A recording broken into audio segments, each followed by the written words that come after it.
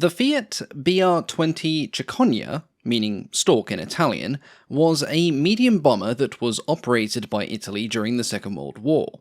Developed in the mid-1930s, it began as a quite modern design that showed a lot of promise, but by the time of Italy's involvement in the Second World War, it was hopelessly obsolete. Gee, doesn't that sound awfully familiar? Yes, we're looking at yet another interwar aircraft that became obsolete almost as soon as the paint on its skin had dried.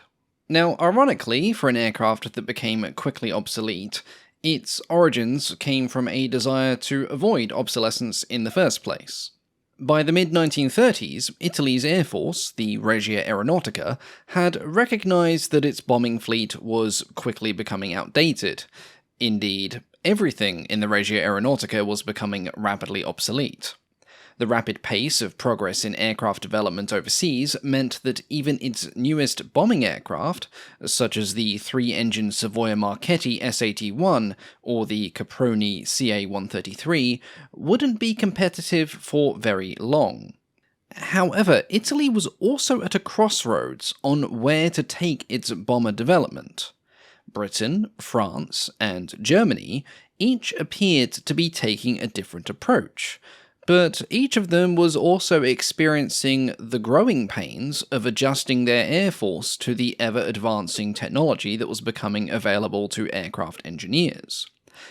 This was resulting in the creation of some interesting-looking aircraft, particularly in France, many of which had the aesthetic qualities of a cave troll. Instead, Italy would look further afield for its own inspiration. Italian engineers had observed the American Martin 139, which was the B-10 bomber. This demonstrated that speed and maneuverability could be used as a defensive measure, rather than relying purely on defensive guns. Many officers in the Italian Air Force were in favour of this concept, as the weight savings could be used to either improve a bomber's performance or its offensive payload. Influenced by this, the Italian Air Ministry issued a requirement for a modern, twin-engine monoplane bomber based on this general concept. Their requirements were as followed. It needed to be significantly faster than contemporary fighter aircraft, allowing it to outrun enemy interceptors rather than relying on defensive guns. As such, a top speed of at least 380 km per hour was required, but anything over 400 was definitely preferred. The aircraft needed to carry at least 1,200 kilograms of bombs, but ideally 1,600 kilos was expected, and all of the bombs were to be carried internally, unlike previous Italian bombers that often used external racks, which created large amounts of drag. The bomber also needed a range of at least 2,500 kilometers to allow for strategic bombing of enemy cities, naval bases, and supply depots. It was expected to operate across the Mediterranean and reach territories such as France, Yugoslavia, and British-held North Africa. In response to this requirement, several Italian manufacturers would propose designs, including Piaggio, Macchi, Breda, Caproni, and Fiat. At Fiat, Celestino Rosatelli was given the task of designing this new bomber. He was already renowned for his successful series of biplane fighters, such as the CR-32, which had seen extensive success in Italy and abroad. In designing this new bomber, Rosatelli faced something of a challenge. The Italian aircraft industry had not always managed to keep pace with its rivals. He needed to integrate modern features, such as a monoplane design, fully enclosed cockpits, retractable landing gears, etc., while maintaining technological simplicity wherever he could, ensuring that the Italian industry could mass-produce the aircraft when needed. As a result, some compromises would need to be made. A traditional welded tube frame would form the main structure of the aircraft's fuselage, unlike the semi-monocoques which were beginning to appear elsewhere. And instead of pure all-metal construction, which was increasingly common in new bombers, like the American Martin B-10 and the German Heinkel HE-111, just to name two, Rosatelli would opt for a mixed material airframe. It should be noted, however, this was not a design approach unique to Italy, and many bombers developed in Britain and in France especially would also take the mixed material approach. By autumn 1935, Fiat engineers completed the detailed design work, and construction began on the first prototype at Fiat's factory in Turin. The design work was expedited by integrating several key features of the Fiat BR.20, which was a prototype modern airliner. That particular project was destined to go nowhere, but much of its DNA would live on in what was to become the Fiat BR.20. The prototype was rolled out at the factory in early February of 1936. At first glance, it appeared to have all the makings of a fast, modern design. It featured a two-spar, all-metal cantilever wing. It had a twin-fin tail, which would provide better stability and control if one engine failed. The prototype had hydraulically retractable main landing gear, which was stored inside the engine nacelles. All of the bombs were carried internally, which was a significant upgrade over older bombers that relied on external racks to supplement their firepower, and the maximum bomb load was 1,600 kilograms. Driving this machine was a pair of Fiat A80 RC41 engines. These were air-cooled 18-cylinder radials that produced 1,030 horsepower each, and they drove license-built Hamilton Standard variable-pitch propellers. However, as mentioned before, a compromise had been made on the structural design of the airframe. The prototype utilized mixed construction. Its fuselage was built up from 3 sections of welded steel tube: the nose section, the mid-section, which began with the cockpit and ended just aft of the wing, and the rear section. The forward portion of this fuselage was covered in a skin of duralumin, but the rear half was only clad in doped fabric. This helped save weight, and it removed the need for complex sheet metal to conform to the tail shape, but this, of course, would come at the cost of durability. Additionally, although speed was meant to be its main defense, the prototype did still come with a fairly moderate defensive armament, as both Rosatelli and the Italian Air Force in general were quite against the idea of a totally unarmed bomber. Indeed, with a few exceptions, most designers would take a similar approach. This defensive armament would consist of 3 or 4 7.7mm Safat machine guns. One was housed in a Breda H nose turret, which was operated by the bombardier. One or a pair was installed in an upper turret, which was retractable into the fuselage, and the fourth, or third, was in a ventral hatch, which could be hydraulically lowered. On February 10th, 1936, Fiat's test pilot, E. Rolandi, took the prototype into the air for the first time at Turin's airfield. The initial results of its first test flights showed promise. The prototype demonstrated impressive top speeds, exceeding 400 km per hour. It showed good maneuverability for a bomber, with responsive controls and a decent climb rate, and the cockpit and the nose had excellent visibility, which would aid in navigation and bombing accuracy. However, some issues were observed. Firstly, the original Giosa G3 bomb sight that was installed was very inaccurate, a problem which would take quite some time to rectify. And secondly, and by far the bigger problem of the two, was the enormous discomfort that was being experienced by the test pilot and the test crew.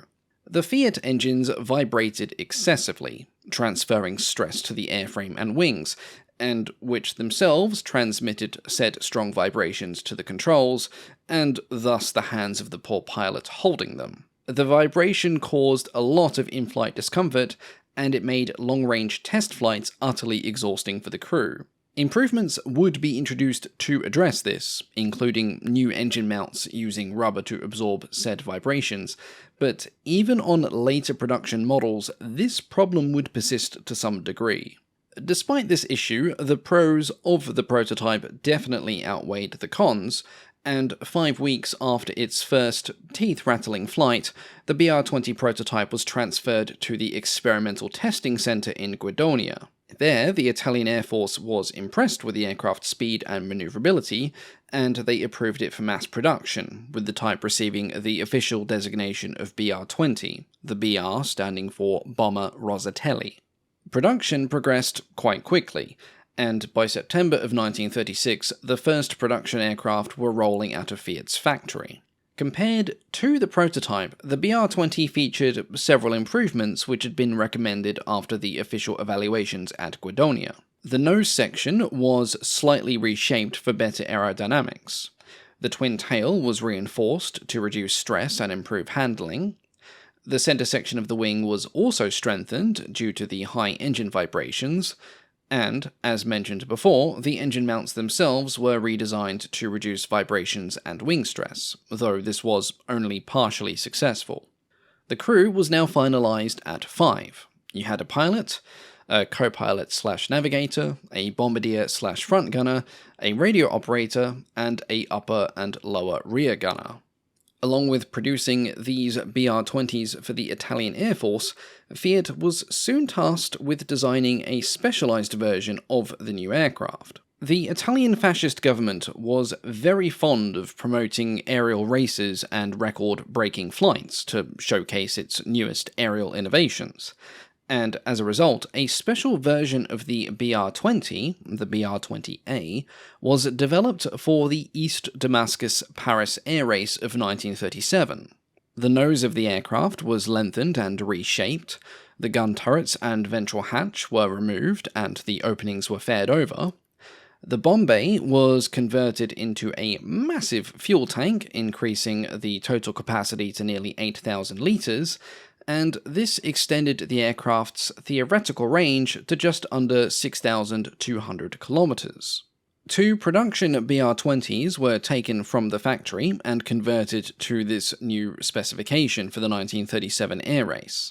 Unfortunately, they did not do particularly well. They finished 6th and 7th place respectively, as engine reliability issues had dogged their progress. Embarrassingly for Fiat, the air race would be won by another Italian design, the Savoia Marchetti SM-79 Sparviero.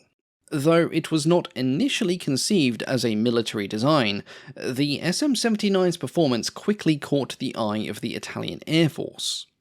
This would result in the famous 3-engine bomber variant of the type, which became the poster child for the Italian bombing fleet going into World War II, and as a result, the Fiat BR-20 was doomed to always live in its shadow. Following the BR-20A's poor racing experience, Fiat then developed a variant which would instead go for record-setting long-distance flights.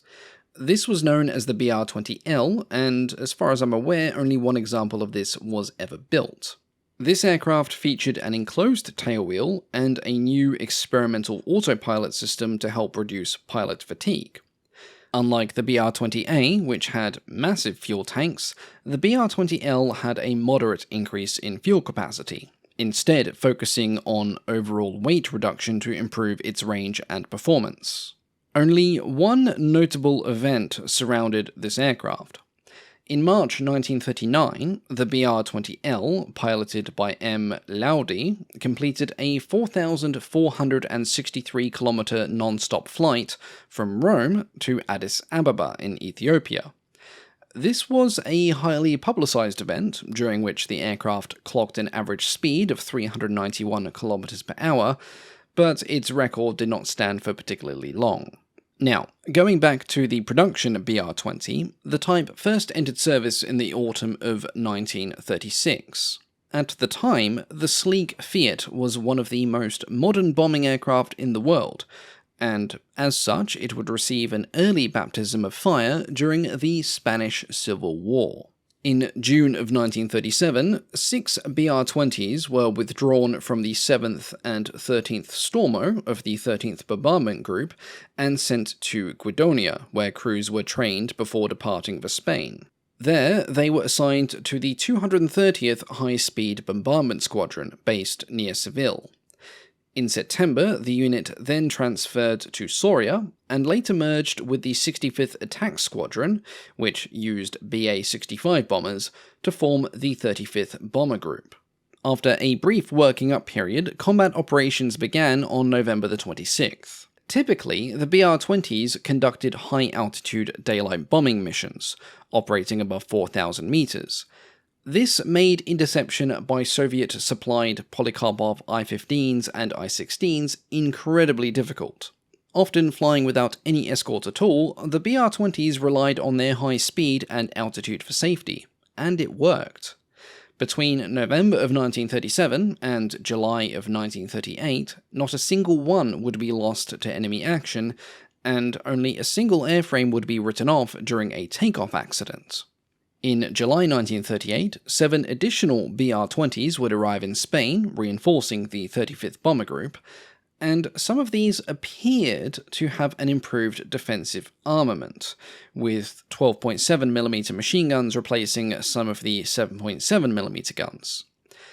But on this point, sources conflict heavily on this, and if correct, it's likely that this was the result of a field modification, as 12.7mm guns were not officially introduced onto the type for another 2 years. Though the BR-20s performed exceptionally well above the skies of Spain, with over 2/3 of the aircraft surviving the Spanish Civil War, it was once again overshadowed by the SM-79.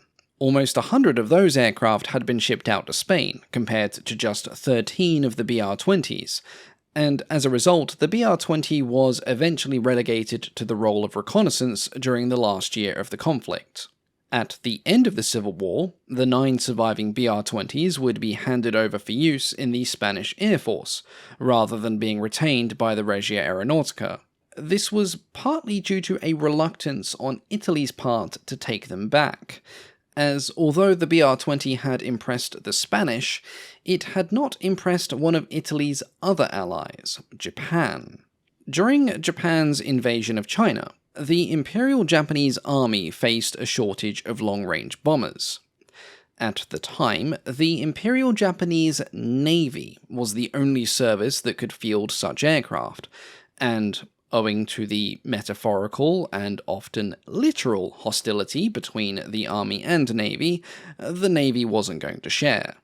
To fill the gap, Japan ordered 75 BR-20s from Italy in late 1937, later increasing the order to 85. These would serve the Army's needs until their own new bomber, the Mitsubishi Type 97, was ready. The contract, worth 182 million lire, was partially paid in Manchurian soybeans, apparently. The first of these soybean-funded BR-20s would arrive in Manchuria in early 1938. The 12th and 98th Air Regiments of the Japanese Army Air Force were equipped with the BR-20s, and they were designated locally as the Type I, the I standing for Italy. The BR-20s were deployed against Chongqing, the temporary capital of Chiang Kai-shek's nationalist government. The first raid took place on December 26, 1938, with 3 bombing waves under Ki-27 fighter escort. The results of the BR-20s in service with Japan were mixed, to say the least. Cloud cover and outdated bomb sites often reduced bombing accuracy to basically nothing. Now, the type once again avoided most fighter aircraft due to its higher altitude performance, but it would suffer heavily when actually engaged, especially by concentrated anti-aircraft fire. Defensive armament was considered too weak against determined fighter aircraft attacks, and the Japanese often made incorrect complaints about their BR-20's highly flammable wings.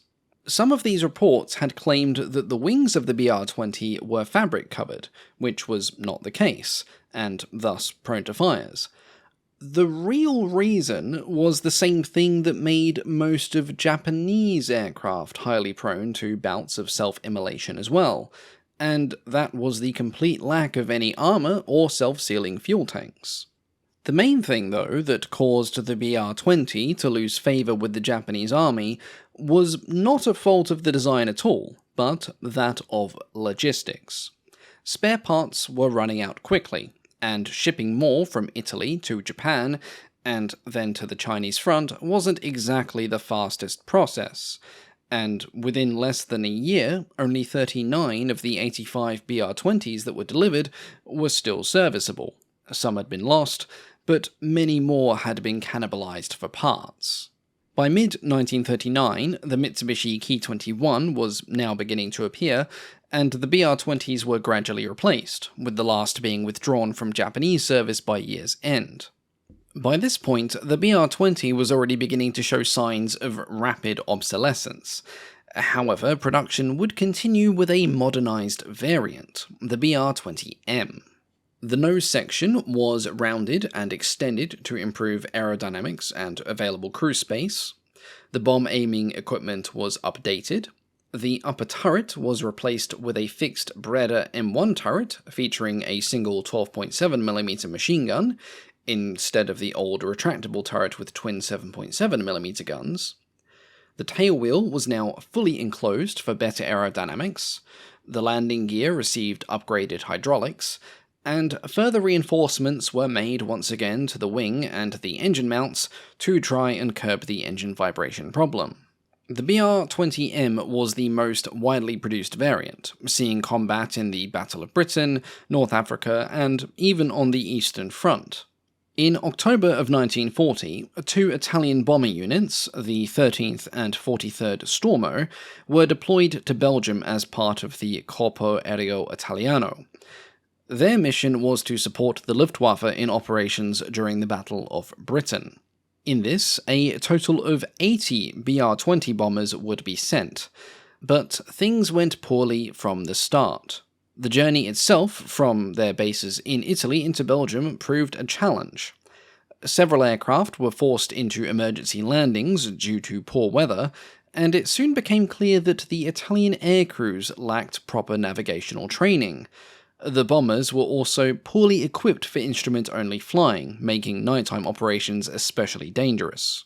Between October 25, 1940 and January of 1941, the BR.20s would struggle in combat over Britain. Their first night raid on Harwich involved 16 bombers, but 2 would lose their way and the crews were forced to bail out, while a third crashed shortly after takeoff.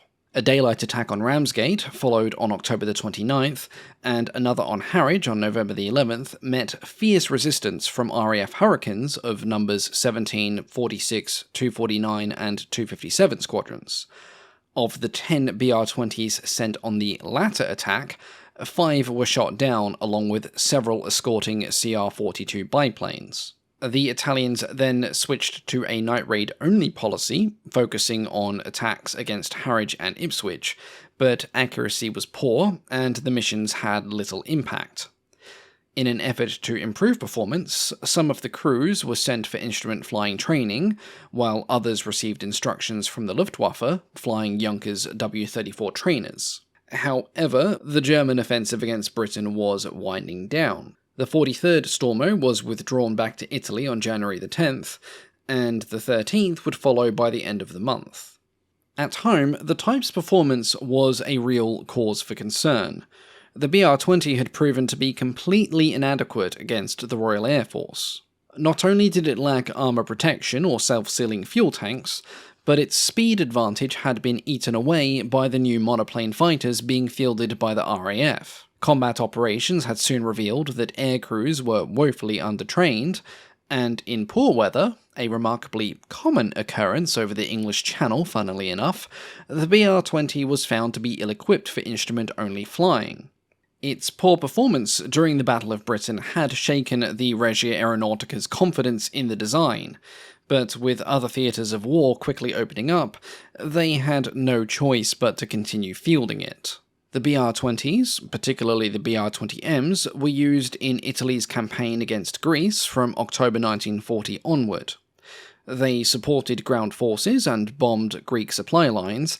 However, the Greek Air Force and RAF Gladiators and Hurricanes inflicted severe losses. This pattern was also repeated in North Africa. BR.20s from various units were used to bomb British positions in Benghazi and Tobruk, But poor desert performance led to high breakdown rates, and the Italian aircraft industry was struggling to produce new airframes to make up for the mounting losses. The BR-20 was also used on numerous raids against the island of Malta and its supply lines. Now, initially it performed well due to the near total absence of enemy fighter cover, and Italy would keep a continual rotation of fresh units to keep up the pressure. This began in early May 1941 and would carry on until September or October 1942, depending on what source you read. However, by that point, the situation in the air had dramatically changed. Superior Allied fighters were appearing in ever-increasing numbers, and Italian losses rose sharply. In the last 2 months of the campaign against Malta, one squadron of the 37th Group was all but wiped out, suffering 80% casualties in less than a fortnight. And following that, the BR-20 would be rapidly replaced by newer aircraft such as the Cant Z-1007. Another unfortunate foray began in August of 1942, when the Italian Air Force had to deploy some BR-20Ms to the Eastern Front against the Soviet Union. Assigned to mixed squadrons, they conducted reconnaissance and bombing missions against Soviet forces. But by this point, the Italians may as well have been throwing their planes straight onto the scrap heap. Never designed with the Russian winter in mind, the BR-20's performance was abysmal. It was utterly abysmal. They suffered from the extreme cold, the engines often failed to start, hydraulics froze, often disabling the bomb bay doors, making the bomber useless, machine guns jammed due to thickened lubricants, making them nothing but glorified target practice for the Russians, and often the crewmen were slowly freezing to death. By early 1943, following the Axis defeat at Stalingrad, the surviving bombers were transferred back to Italy and defrosted, where they were joined by the final variant of the BR-20, the BR-20 Bis. This variant was a complete redesign rather than a minor upgrade. By 1942, the BR-20 was outclassed by modern bombers, and it urgently needed improvements. The Bis variant had more powerful engines. It was equipped with the Fiat A82 RC42, which produced 1250 horsepower. This increased its top speed to 460 km per hour. The fuselage was redesigned with a more streamlined glazed nose, which often resembled the German Heinkel HE-111. The wing area was increased for improved lift, and the tailwheel was now fully retractable as well. A new cockpit layout with improved instrumentation for night flying was installed, and the defensive firepower of the aircraft was increased. It was now armed with 3 12.7mm machine guns, one in the nose, one in a dorsal turret, and one in a ventral gun mount. These were supplemented by 2 7.7mm machine guns which were installed in side blisters, which were covering the aircraft's vulnerable flanks. 49 of these improved BR-20s would be ordered, but only 10 to 15 were ever built. Production was delayed by the Allied bombing raids of Fiat's factories in early 1943, and after Italy's surrender in September of 1943, production would stop altogether. By this point, only 67 BR-20s remained operational, out of a total production run of 233 BR-20s, 279 BR-20Ms, and a smattering of BR-20 Bises. Neither the German Luftwaffe nor the Allied air forces showed any interest in using them. After Italy's surrender, a single BR-20M was used as an official liaison aircraft, but the remaining airworthy airframes were relegated to bomber training schools or used as cargo transports. It's not known when they were completely retired from this use, but no examples survive today, and so it's likely they were all scrapped between 1944 and 1946. The Fiat BR-20 had started out strong, but, like many of its time, its design limitations and the rapid advancements made in aviation led to a very short-lived period of success. It was good for its time, of 1936 to 1938, but sadly obsolete by 1940, and it always lived in the shadow of its unexpected rival, the Savoia Marchetti SM-79. That aircraft enjoyed far more success, but that is a story for another day. As always, thank you all so much for watching, and a big thank you, of course, to the Patreon supporters. Well, January came and went in a flash, with only one video uploaded, sorry about that, but if you've watched the short that I posted in the middle of last month, you'll know the reasons why. Now, more videos will be produced this month, that is a guarantee, and there's going to be an Italian theme thanks to those who cast their votes over on Patreon. Speaking of which, a big thank you to our Wing Commander tier patrons, our highest tier supporters, and a warm welcome to Carolyn Johnson and Driftwood Modelling, who are the newest members of this special group. A few more polls will be going live on Patreon this month, so keep your eyes open for that. And at long last, I'm happy to announce that the merch store will be coming to the channel towards the end of this month. Now, inventory is limited at the moment, but I'm working on some unique items that I'm currently testing out, which will hopefully become available this side of Easter. But, as always, thank you all so much for your continued support and patience during this chaotic video schedule. It is so appreciated, and I will catch you all next time. Goodbye.